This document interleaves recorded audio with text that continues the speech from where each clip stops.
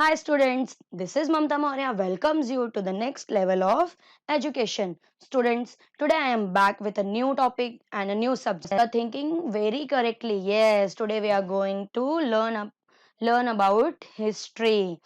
What happened? बोरियत लग रही है नाम सुन के?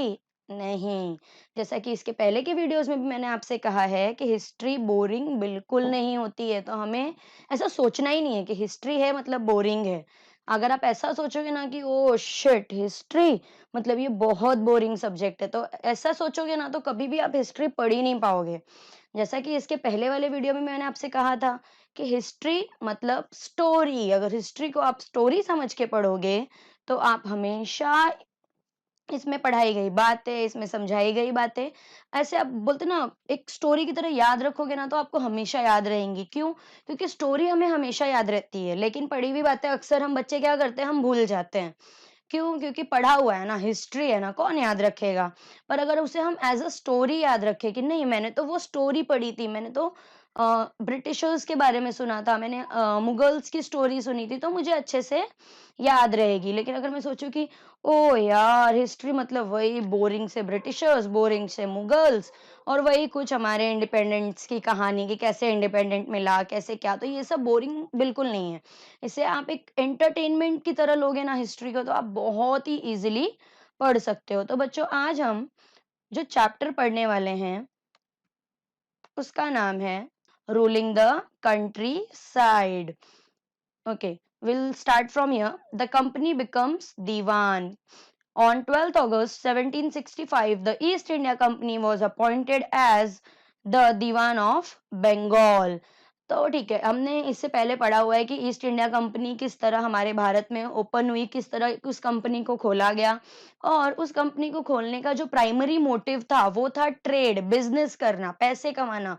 लेकिन वो ट्रेड करते-करते धीरे-धीरे जो ब्रिटिशर्स थे उन्होंने क्या किया, उन्होंने हमारे इंडिया पर धीरे-धीरे रूल करना स्टार्ट किया। उन्होंने हमारे इंडिपेंडेंट इंडिया को धीरे-धीरे इंडिपेंडेंस को खत्म करना शुरू किया। उन्होंने वो चीज़ कहाँ से शुरू की? उन्होंने ईस्ट इंडिया कंपनी के थ्रू इस चीज़ की शुरुआत की थी। तो ईस्ट इंडिया कंपनी को 12th अगस्त 1765 को अपॉइंट किया गया बंगाल के दीवान के रूप में। दीवान यानी क्या? दीवान मतलब जो आराम से अपनी हुकूमत चला सके, अपने हिसाब से उस जगह पर अपनी रूल्स, रेगुलेशंस, टर्म्स, कंडीशंस डाल सके और लोगों को वो मानना ही होगा। फिर the actual event most probably took place in Robert Clive's tent with a few Englishmen and Indians as witnesses. अब ये जो एक्चुअल इवेंट था वो रॉबर्ट क्लाइव के विटनेस में और कुछ इंग्लिशमैन मतलब कौन, ब्रिटिशर्स और कुछ इंडियंस इनको विटनेस बना करके इस इवेंट को किया गया था। लेकिन जब आप अपनी बुक्स में देखते हो तो उसे एक ग्रैंड इवेंट के तौर पर दिखाया गया है कि नहीं ये तो बहुत ही बड़ा इवेंट था जिसमें सबको शामिल किया गया था, तो दैट वाज नॉट ट्रू। वो खाली आपको एक पिक्चर्स दिखाई गई हैं, वो पिक्चर रॉबर्ट क्लाइव ने बनवाई थी लोगों को दिखाने के लिए। उसके लिए उसने एक अलग से पेंटर भी रखा हुआ था जो रॉबर्ट क्लाइव के बताए हिसाब से ही चीज़ों को वो ड्रॉ करता था, वो पेंटिंग करता था और उन चीज़ों को उस तरह से दिखाया जाता था। The event is shown as the impressive occasion. तो इस इवेंट को एक इम्प्रेसिव, एक बड़े ओकेजन के रूप में दिखाया गया था। As Diwan, the company became the chief financial administrator of the territory under its control. अब दीवान बनने के बाद ये जो कंपनी थी इसके अंदर सारी चीजें कंट्रोल में इसके आ गई, लाइक किससे उन्हें रेवेन्यू लेना है, कहाँ पर कौन सी चीजें लेनी है और एग्रीकल्चर में क्या करना है, उन्हें उन्हें लैंड प्रोसेस के लिए क्या करना है, एडमिनिस्ट्रेटिंग करने के लिए, एडमिनिस्ट्रेशन के लिए उन्हें क्या करना है, ये सारी चीजें उनके पास आ गई, इन सबका कंट्रोल था वो उनके पास आ गया। Then this had to be done in a way that could yield enough revenue to meet the growing expenses of the company.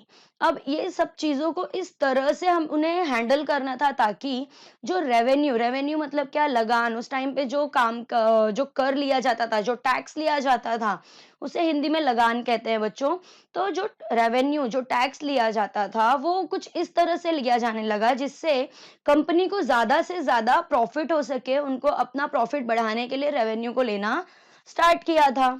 Now it's time to think of administering the land and organizing its revenue resources. अब revenue resources को बढ़ाने के लिए, और वो time आ गया था जब उन्हें सोचना था कि जमीन का यूज हमें कैसे करना है और कहाँ करना है, और जो रेवेन्यू है उसको ऑर्गेनाइज्ड वे से हम कहाँ और कैसे यूज कर सकते हैं, अपनी कंपनी को कैसे हम ज्यादा बड़ा बना सकते हैं, उसको कितना अच्छा हम ग्रोथ दे सकते हैं, वो उन्होंने सोचना शुरू किया।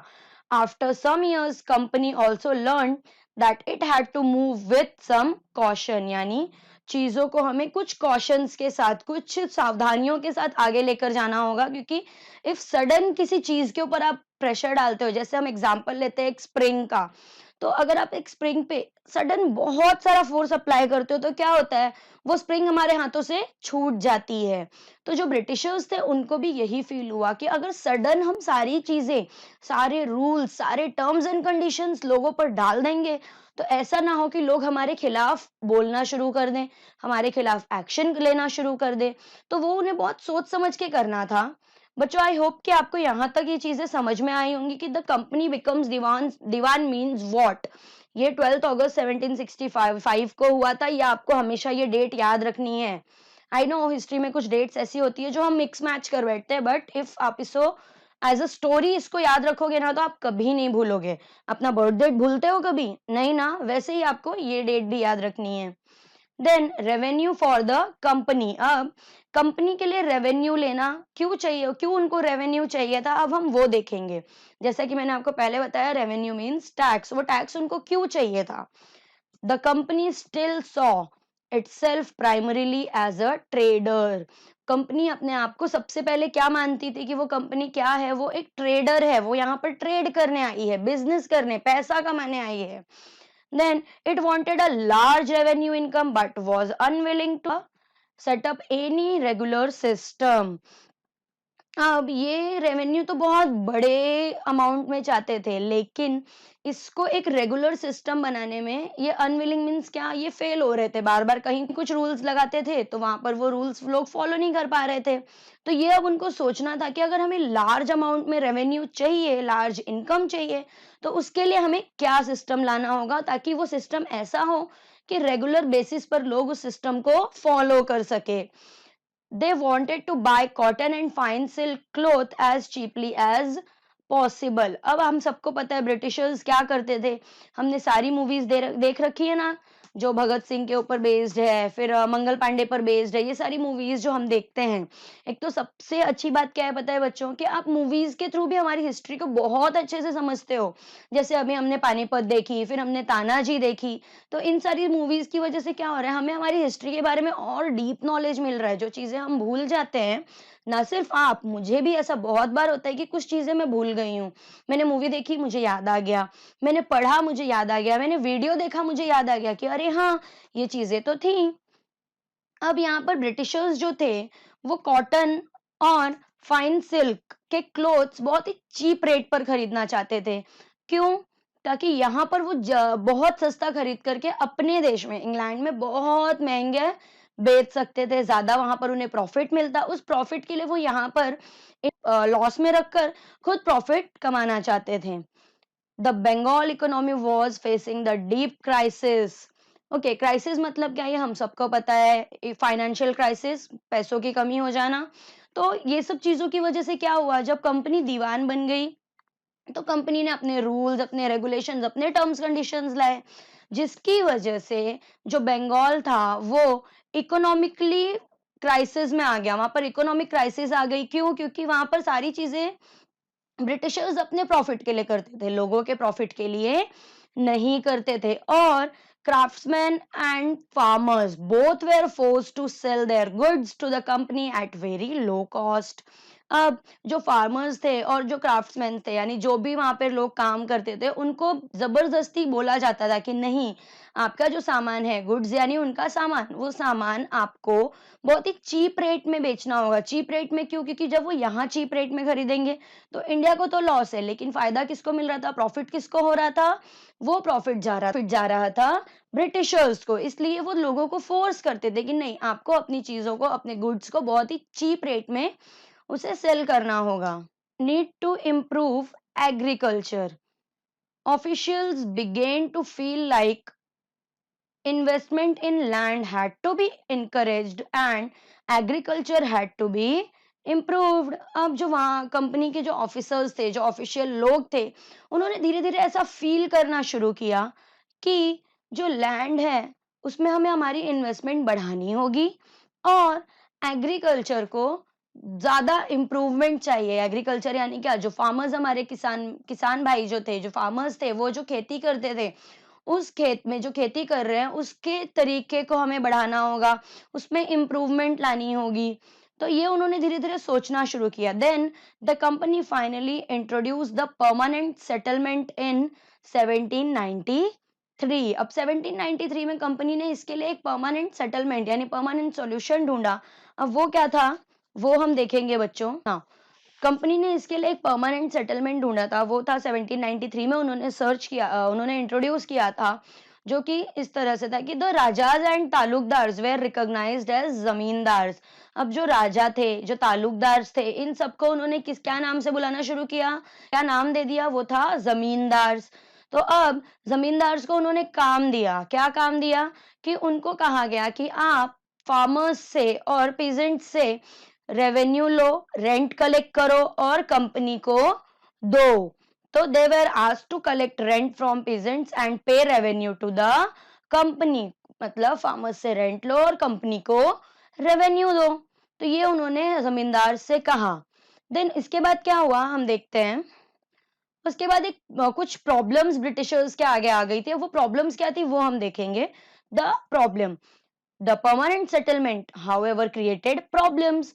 अब परमानेंट सेटलमेंट किसी भी चीज का हम नहीं कर सकते। जैसे अभी हम जानते हैं कि आज हम कोई चीज अगर 10 रुपीज में खरीद रहे, कोई सामान है, उसे हमने परचेज किया 10 रुपीज में, तो क्या ये एकदम नेसेसरी है कि आफ्टर 10 ईयर्स या आफ्टर 5 ईयर्स या आफ्टर 3 ईयर्स ऑल्सो वही चीज, वही सामान आपको 10 रुपीज में ही मिलेगा? नहीं, टाइम के हिसाब से, इकोनॉमी के हिसाब से, आपके प्रॉफिट एंड लॉस के हिसाब से आपको चीजों के जो परचेज रेट होते हैं वो हमें अप एंड डाउन करना होता है। लेकिन ब्रिटिशर्स ने स्टार्टिंग में क्या किया था, उन्होंने चीजों को एक परमानेंट सेटलमेंट दे दिया था कि हाँ, ये इसका रेवेन्यू इतना होगा, उसका रेवेन्यू उतना होगा, इसका रेंट इतना होगा। तो परमानेंट सेटलमेंट उन्होंने किया था, जिसकी वजह से उन्हें प्रॉब्लम्स फेस करनी पड़ रही थी।